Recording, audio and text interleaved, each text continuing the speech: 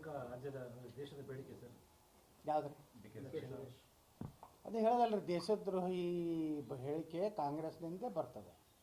ದೇಶ ಒಡೆದಂಥವ್ರು ಯಾರಪ್ಪ ಅಂದ್ರೆ ಕಾಂಗ್ರೆಸ್ನವ್ರು. 47ರಲ್ಲಿ ಪಾಕಿಸ್ತಾನ ಒಡೆದು ಕೊಟ್ಟಿದ್ದಕ್ಕೆ ನೆಹರೂನ ಪ್ರಧಾನಮಂತ್ರಿ ಮಾಡಲಿಕ್ಕೆ.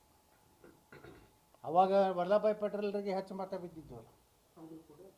ಆದರೂ ಇವ್ರನ್ನ ನೆಹರೂನ ಯಾಕೆ ಮಾಡಿದ್ರು? ಗಾಂಧಿನೇ ಹೇಳ್ಬೇಕು ಅದಕ್ಕೆ ಉತ್ತರ. ಬಾಂಗ್ಲಾದೇಶ ಹೊಡೆದವ್ರು ಯಾರು? ಕಾಶ್ಮೀರ 370 ಕೊಡೋದ್ರ ಬಗ್ಗೆ ಬಾಬಾ ಸಾಹೇಬ್ ಅಂಬೇಡ್ಕರ್ ಅವ್ರು ಕೊಡಬಾರ್ದು ಅಂತ ಹೇಳಿದರು. ಬಾಬಾ ಸಾಹೇಬ್ ಅಂಬೇಡ್ಕರ್ ಅವರು ಥಾಟ್ಸ್ ಆನ್ ಪಾಕಿಸ್ತಾನದಾಗ ಹೇಳಿದರು, ಭಾರತ ವಿಭಜನೆ ಮಾಡೋದಿದ್ದರೆ ಇಲ್ಲಿ ಮುಸ್ಲಿಮ್ರನ್ನ ಪಾಕಿಸ್ತಾನ ಕಳಿಸ್ರಿ, ಅಲ್ಲಿ ಹಿಂದೂಗಳನ್ನ ಇಲ್ಲಿ ತೊಗೊಂಡು ಬರ್ರಿ, ಯಾಕಂದ್ರೆ ಎಂದೂ ಭಾರತದಾಗ ಶಾಂತಿ ನೆಲೆಸ್ಲಿಕ್ಕೆ ಸಾಧ್ಯ ಬಾಬಾ ಸಾಹೇಬ್ ಅಂಬೇಡ್ಕರ್ ಅವರು ಹೇಳಿದರು. ಇದೇ ಆರ್ಟಿಕಲ್ 370 ಕಾಶ್ಮೀರ ಕೊಡಬಾರ್ದತ್ತು ವಲ್ಲಭಭಾಯಿ ಪಟೇಲ್ರು ಸಾಕಷ್ಟು ಹೋರಾಟ ಮಾಡಿದ್ರು. ಆದರೆ ಅದನ್ನೆಲ್ಲ ಮೀರಿ ತಮ್ಮ ಸ್ವಾರ್ಥಕ್ಕಾಗಿ ನೆಹರು ಪ್ರಧಾನಮಂತ್ರಿ ಆಗೋದಕ್ಕೆ ದೇಶ ಹೊಡೆದ್ರು. ಈಗ ಅದೇ ನೆಹರೂನ ಏನು ಜೀನ್ಸ್ ಏನದ ಅವೆಲ್ಲ ಹಿಂಗೆ ಮಾತಾಡ್ತಾವೆ.